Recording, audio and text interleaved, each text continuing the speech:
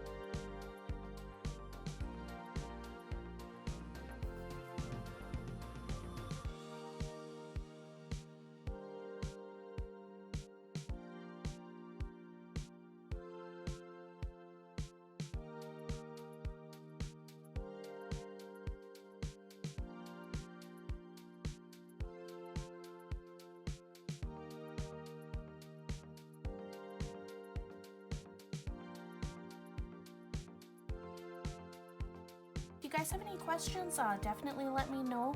Anything that I've used today should be in my Amazon store if I can find it for you guys, and the link will be in the description below. Portion of all my painting sales sold on amberpropdesigns.com will be donated to Crohn's and Colitis and mental health awareness. If there is a different charity that you would prefer your amount to be donated to, definitely shoot me a message at amberpropdesigns on Instagram or Facebook and I can send it that way.